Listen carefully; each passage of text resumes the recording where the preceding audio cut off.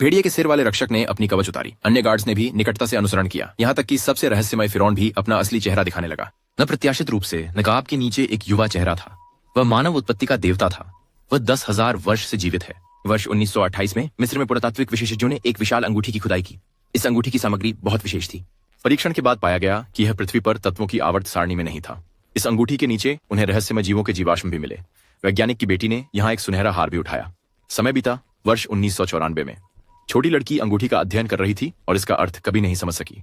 उसने वैज्ञानिक जैक को खोजा। जैक ने मिस्र पर गहन शोध किया था। जैसे ही वह बेस में प्रवेश किया, उसने डिस्क देखी। उसने जल्दी से डिस्क पर लिखे टेक्स्ट को समझ लिया। आपको यह जानना चाहिए कि वे कई सालों से इन चीजों का अध्ययन कर रहे हैं, लेकिन उन्हें अभी तक सुराग नहीं मिले हैं। जैक्सन द्वारा ब्लैकबोर्ड पर लिखे गए समय और स्थान के द्वार को देखकर महिला जान गई कि उन्होंने इस बार सही व्यक्ति ढूंढ लिया है। चित्रलिपि के अध्ययन के आधार पर जैक्सन ने खोज की कि यह पाठ नहीं बल्कि एक नक्षत्र समन्वय मानचित्र था। डिस्क पर 7 प्रतीक एक विशेष ग्रह की ओर ले जाने वाले समन्वय का प्रतिनिधित्व करते थे। इस महत्वपूर्ण खोज की रिपोर्ट के बाद इसे सैन्य का ध्यान प्राप्त हुआ। वैज्ञानिकों ने समन्वयों का एक सेट क्रैक किया। अज्ञात के इस द्वार को खोलने के लिए तैयार। जब छठा प्रतीक दर्ज किया गया तो प्रयोगशाला अचानक तेजी से हिलने लगी। ऐसा लग रहा था कि अंतर्ग्रहीय द्वार में एक विशाल ऊर्जा उभर रही थी। जब 7वां प्रतीक दर्ज किया गया तब एक जादुई दृश्य प्रकट हुआ ताकि अंतर्ग्रहीय द्वार के पीछे का पता लगाया जा सके। आखिरकार क्या हो रहा है? सेना ने सीधे अंतरिक्ष अन्वेषण के लिए समर्पित एक जांच भेजी। जैसे ही जांच यंत्र धीरे धीरे इंटरस्टेलर गेट में प्रवेश किया, वापस भेजे गए डाटा ने सबको स्तब्ध कर दिया।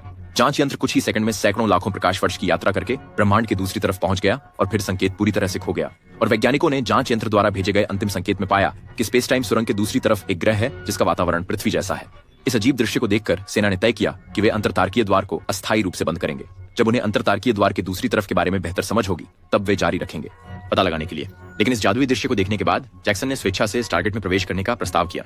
चूंकि कोई स्वेच्छा से गया, कमांडर ने उसे नहीं रोका क्योंकि यह कार्यवाही बहुत खतरनाक थी। एक व्यक्ति सैनिकों की एक टीम के साथ उसके साथ गया। रवाना होने से पहले महिला ने जैक्सन को ढूंढा और उसे वह हार दिया जो उसने उस वर्ष पाया था। सभी सैनिक टारगेट के सामने खड़े थे। केवल जैक्सन आराम से दिख रहा था। ऐसा लग रहा था कि उसने वास्तव में इस मिशन को एक यात्रा के रूप में लिया है। जब यांत्रिक वाहन ने सबसे पहले उनके सामान को नए द्वार में पहुंचाया तो आदमी ने टीम का नेतृत्व किया और सबसे पहले अंदर गया। जब जैक्सन नए द्वार में प्रवेश कर गया तो उसने एक अविस्मरणीय यात्रा शुरू की।